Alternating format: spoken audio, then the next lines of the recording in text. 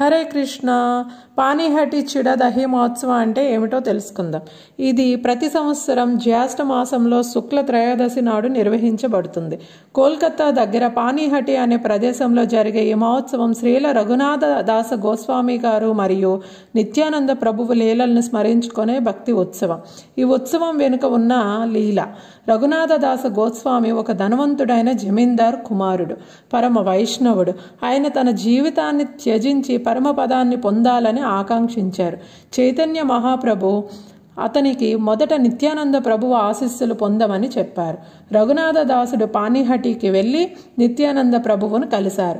ఆ సమయంలో ప్రభువు ఒక చెట్టు కింద భక్తులతో కలిసి విశ్రాంతిగా ఉన్నారు.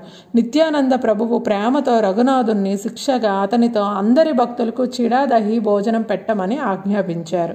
చిడాదహి అంటే ఏమిటి? ఇది ఒక సాదా కాని పరమ పవిత్రమైన భోజనం. చిడా అంటే అటుకులు, దహి అంటే పెరుగు, పాల, సందేశ్ అనే తీపి పదార్థం, అరటికాయలు, బెల్లం, చక్కెర, తేనె, నెయ్యి, యాలకుల పొడి వంటి పదార్థాలతో తయారు చేస్తారు. రఘునాథ దాసుడు ఆనందంగా వందలాది పాత్రల చిడాదహిని వివిధ రకాలుగా తయారు చేసి భక్తులకు వడ్డించారు. ఈ ఉత్సవం యొక్క విశిష్టత భక్తులకు సేవ చేయడం ఎంత ఆనందదాయకమో తెలిపే పాఠం. నిత్యానంద ప్రభు కృపను చూపే లీల, భక్తి, వినయం, ప్రేమతో కూడిన ఉత్సవం. ప్రతి సంవత్సరం ఇది మనం ఆచరించాలి.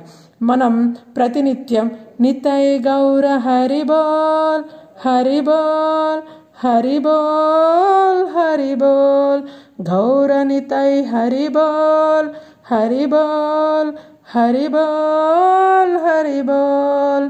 హరే కృష్ణ.